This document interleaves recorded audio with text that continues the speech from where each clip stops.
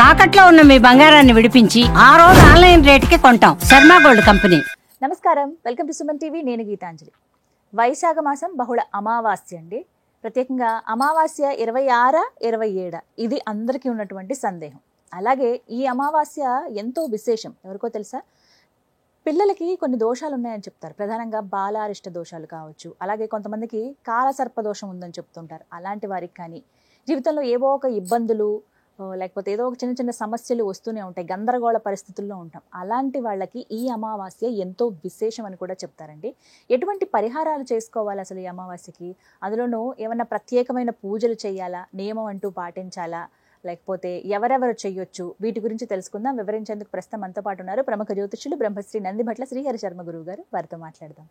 గురుగారు నమస్కారం అండి. వాగర్థావివ సంపృక్తౌ వాగర్థ ప్రతిపత్తయే జగతః పితరౌ వందే పార్వతీ పరమేశ్వరౌ.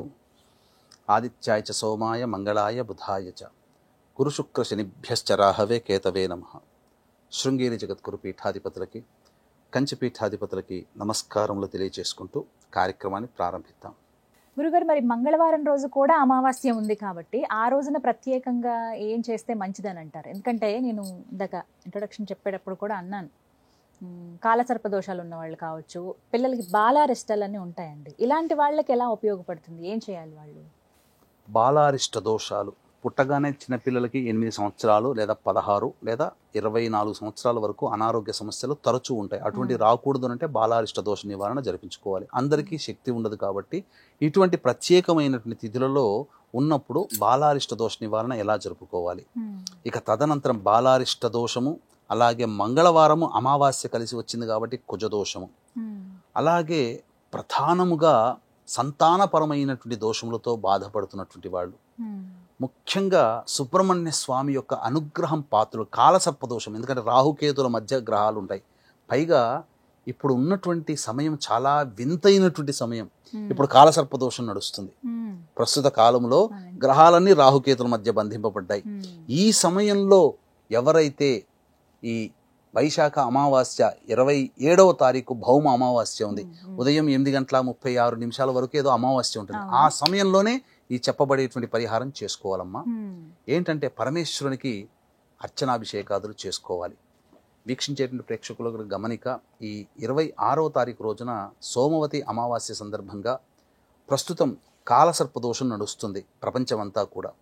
రాహుకేతులు మారారు, గురువు మారాడు, శని కూడా మారాడు. కాబట్టి ఈ గ్రహాలకి అంతరిక్ష దేవతలైనటువంటి దశమహావిద్యల దైవానుగ్రహాన్ని పొందే ప్రయత్నంలో భాగంగా రాహుకి చిన్నమస్త, కేతువుకి ధూమవతి, అలాగే గురువుకి తార మరియు శనికి కాళి, ఈ 4 దేవతల హోమాలతో పాటు వారాహి హోమం కూడా సోమవతి అమావాస్య అయినటువంటి 26వ తారీఖు రోజున సాయంకాలం 6:30 తర్వాత ప్రారంభమవుతుంది. 5 గంటల లోపల ఎవరైనా ఈ కార్యక్రమంలో గోత్రనామాలు నమోదు చేసుకోవచ్చు. దీని వలన సమస్తమైనటువంటి బాధలు తొలగిపోతాయి. అన్ని రకాల సమస్యలు, ప్రయోగ బాధలు, నరదృష్టి, అనేకమైనటువంటి వివాదాలు తొలగిపోతాయి.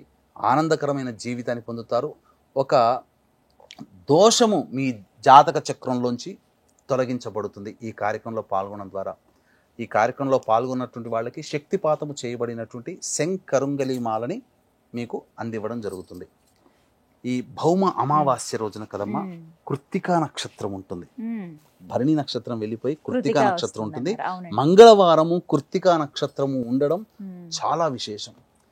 ఈ రోజున సుబ్రహ్మణ్య స్వామికి ఆవు పాలు, ఆవు నెయ్యి, తేనె ఈ 3 పదార్థాలతో అభిషేకము జరిపించినట్లయితే తప్పకుండా కుజదోషం నివారణ జరుగుతుంది.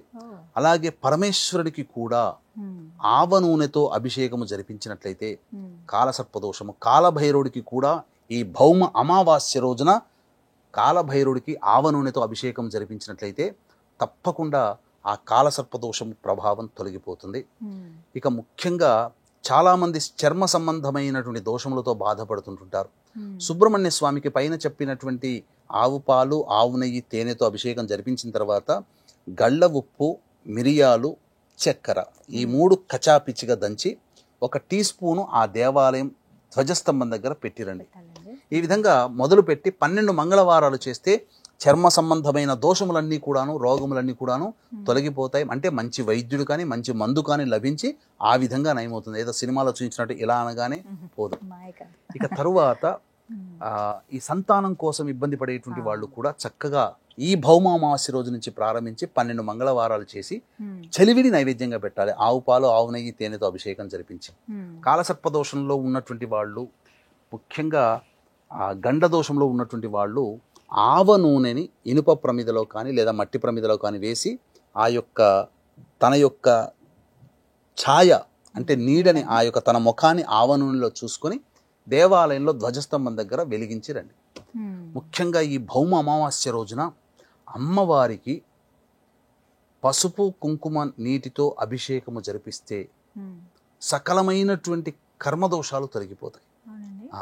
భౌమ అమావాస్య శక్తికి ప్రతీక కాబట్టి అసలైనటువంటి పసుపు నీటితో కానీ ఈ సంబంధించినటువంటి కుంకుమ నీటితో కానీ అమ్మవారికి అభిషేకం జరిపించండి. ఈశ్వరుడికి భస్మము కలిపినటువంటి నీటితో అభిషేకం జరిపించాలి. ఇలాంటి ప్రక్రియలు ఉదయం 8:30 లోపల చేసేయాలమ్మా. చేసేస్తే తప్పకుండా చాలా దోషాలు తొలగిపోతాయి. ఇటువంటి భౌమ అమావాస్య కృత్తికా నక్షత్రంతో ఉన్నటువంటి భౌమ అమావాస్య మనకు మళ్ళీ మళ్ళీ దొరకదు. ఇంకొక విషయం మీకు తెలియజేస్తానమ్మా. అసలు మొదట్లోనే చెప్పాల్సినటువంటిది, ఈ సంవత్సరంలో సోమవతి అమావాస్య ఇదొక్కటే, సంవత్సరానికి ఒక్కటే. అసలు ఇంకా లేనే లేదుగా. అసలు మొత్తం ఈ 2025వ సంవత్సరంలో సోమవతి అమావాస్య లేదు 26వ తారీఖు రోజునని చెప్పడంలో ఘంటాపదంగా చెప్పొచ్చు. చక్కటి పరిహారాలు తెలియజేశారు. తెలుసుకున్న 2 రోజులు వచ్చింది కాబట్టి ఎవరికి ఎటువంటి సమస్య ఉన్నా వారి విధంగా చేసుకుంటే ఆ కష్టాల నుంచి ఖచ్చితంగా గట్టెక్కుతారు. చక్కగా వివరించారు గురుగారు, ధన్యవాదాలు. సర్వం శ్రీ ఉమామహేశ్వర పరబ్రహ్మార్పణమస్తు.